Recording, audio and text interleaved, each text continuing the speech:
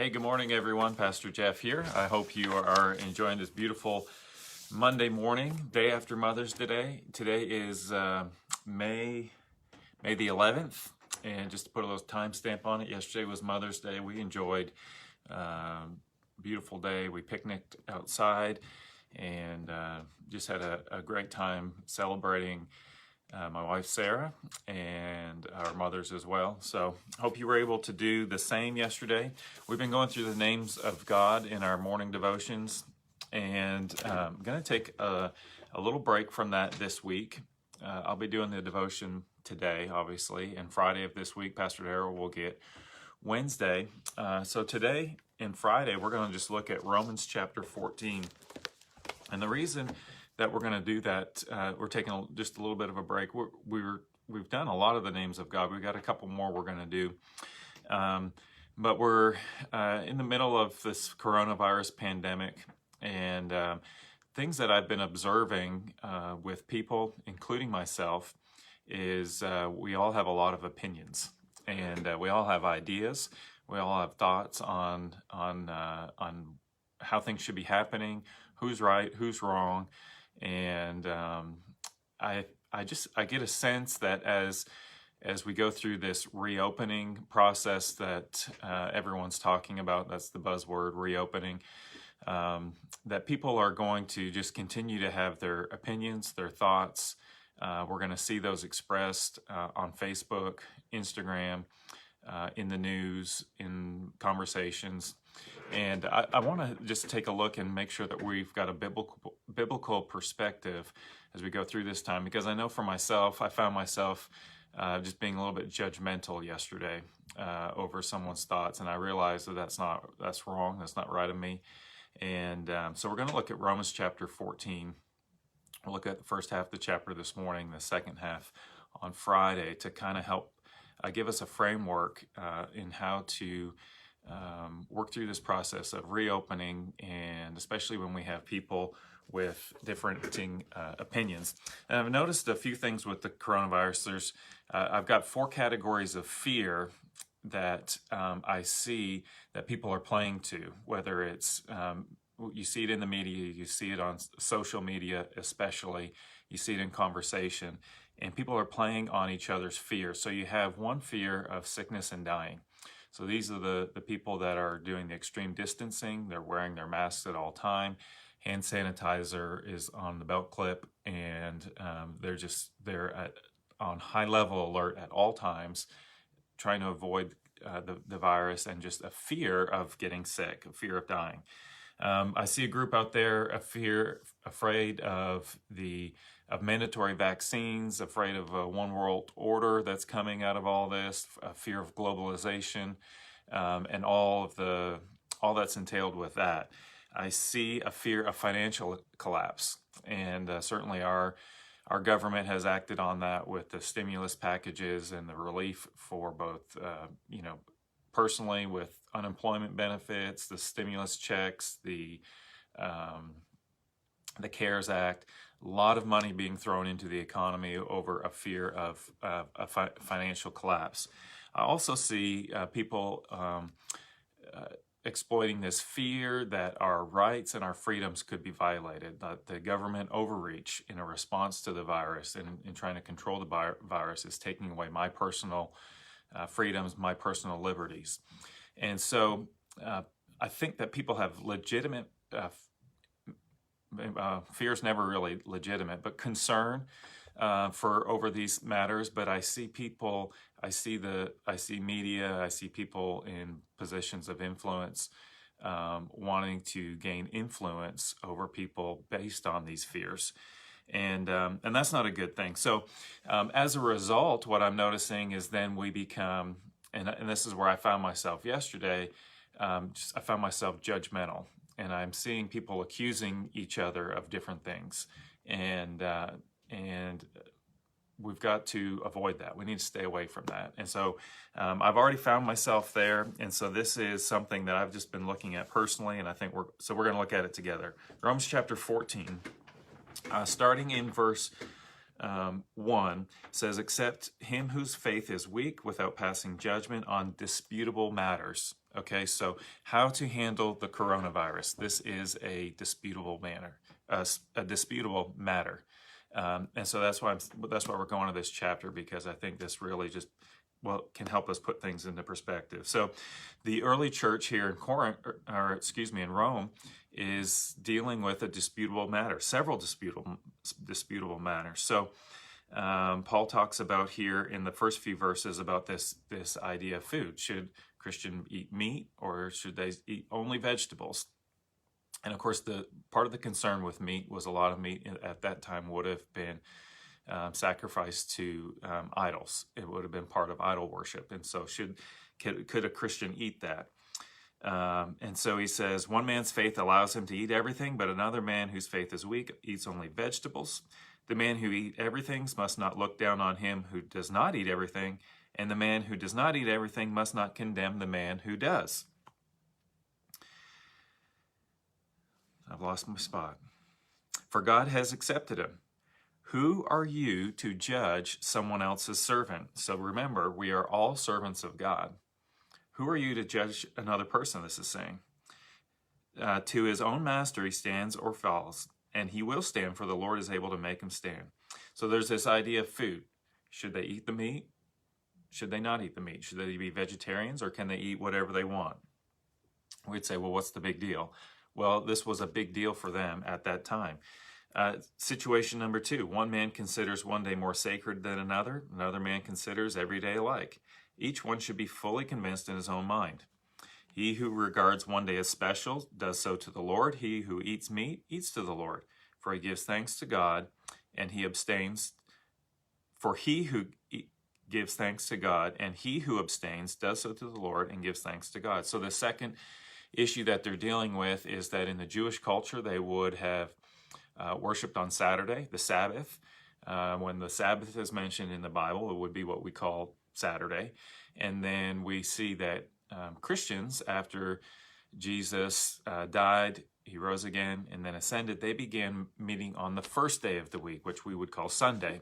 So there was this debate, well, which is the holy day? Is it Saturday or is it Sunday? And there were people observing the Sabbath on Saturday. There were people who were saying, no, I'm not doing that. I'm going to worship on Sunday. And there was debate there. And so this is where I see us right now. Should you wear a mask when you're out in public? When we start to come back to church, should you wear a mask to church? How often should you wash your hands? Well, I think it's foolish that we're meeting so soon. I'm staying home. So those people that are at church, we didn't meet this Sunday. Our church didn't. We were online, but there were churches that did. Am I to judge the church that met this past Sunday? Or are they to judge us as having a lack of faith for not meeting this past Sunday? And so these are the things that I foresee us. We are moving towards. We will be back in church, meeting together in a large group at some point. And so it will be a process for us to get there. And my concern is that we could end up in 2 or 3 different groups, depending on how comfortable we are with the coronavirus and the steps that I feel personally that I need to take to protect myself and my family may be different than the steps that you would feel that you need to take for your family. So are you right and am I wrong, or am I right and you wrong?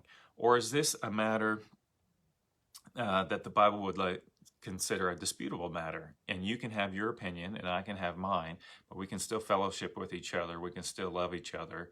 And the key here that we're coming up to is we are not to judge each other.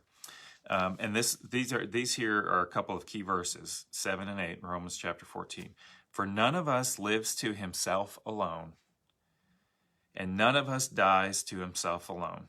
I'm not living this life as a Christian. I'm not living this life for me. You're not living your life for you. You shouldn't be. I shouldn't be. If we live to the Lord, and if we die to the Lord. So whether we live or die, we belong to the Lord. And I think these verses are saying to us, in light of this disputable matter that we're dealing with as a nation, as a community, possibly, as a church, we could have different opinions we do have different opinions within our own church.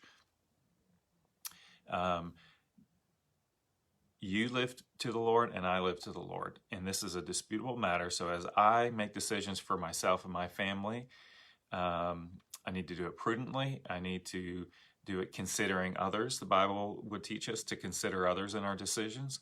And I'm going to trust that you'll be doing the same. And you're making a decision before the Lord, and I'm making a decision before the Lord.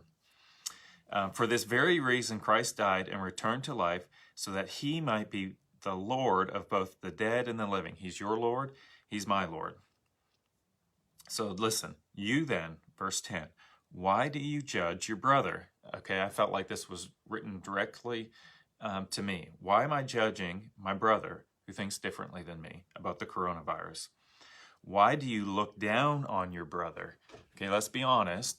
If we have a judgmental spirit, it's because if I'm judgmental to you, it's because I think that you're wrong and I know better. And so then I'm judging you.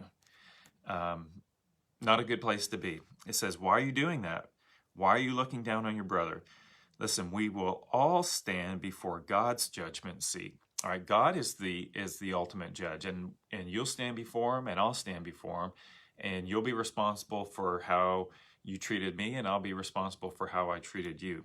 And so, as it said in verse 7, we're living to the Lord. I'm not living for you. You're not living for me. We are both living for the Lord. Now, we live in consideration for each other, but ultimately we answer to God. And this is what this is saying, continues to say in verse 11. It is written, as surely as I live, says the Lord, every knee will bow before me. Every tongue will confess to God. And so the Bible teaches that every knee will bow. And you say, no, the non-Christians don't bow. Yeah, they do bow. We will all be before Christ at some point in our life or in our death, or, life or death, I guess. So there's not another or.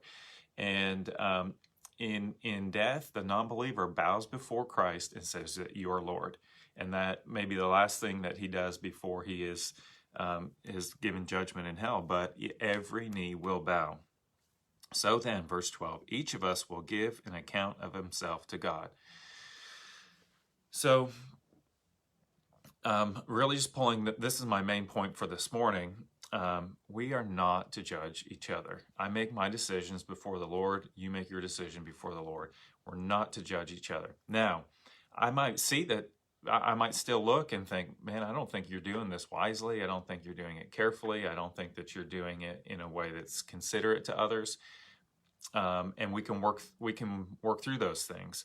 But the key here in this first half of chapter 14 is on these disputable matters, we each make a decision before the Lord as to what we believe is right, and we are not to judge each other when someone makes a decision that we don't agree with on a disputable matter. That's the key right here. Not a sin issue, on a disputable matter.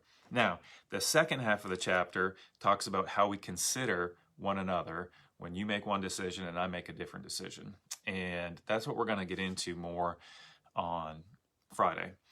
But this morning, I'm just kind of sharing with you what I've been working through. I realized that I'd been judgmental, that I'd been judging other people who didn't see things the way that I saw things, that I felt like they were, just really kind of pushing these fear buttons, fear of sickness, fear of financial collapse, fear of a violation of rights, fear of globalization, one world order, all these things that, yes, people are exploiting people's fears about these things and people's concerns about these things. But we're not to judge. There is a way to deal with these issues in consideration for others, which is what we'll get into a little bit more on Friday. But for today, we are not to judge another person in how they handle a disputable matter. We're going to leave that to the Lord, and we're going to talk a little bit more Friday about, okay, so we do disagree. I don't see eye to eye with my brothers and my sisters on all these things. How do we move forward with that? How do we move forward in love? When I'm reading these things that every knee will bow before God, to me, it brings to light the more important issue. not should I wear a mask for coronavirus? When should we reopen the church? Is this business doing it right? Is this organization being fair? Are they being prudent? Are they being careful? Are they being too strict? The main issue that I see is that every knee will bow before Christ, and everyone must give an account before God. And so, do the people that we're interacting with, are they aware of God's love? Are they aware of the truth of the gospel? Are they aware of their need for salvation as a result of their time that they have spent with me? Or are they more aware of what I think about the coronavirus? Because that's the hot topic right now. So this has been a rebuke for me, and I'm just sharing that with you. Hopefully it gives you something to think about as you go about your week. Remember, it's a new day today, so be praying for 3 people that you haven't been praying for, and make sure you reach out. Give somebody a call that you haven't talked to in a while, that you haven't seen, that you normally would have seen, and just touch in with someone today. Love you guys. Looking forward to finishing this conversation up on Friday morning.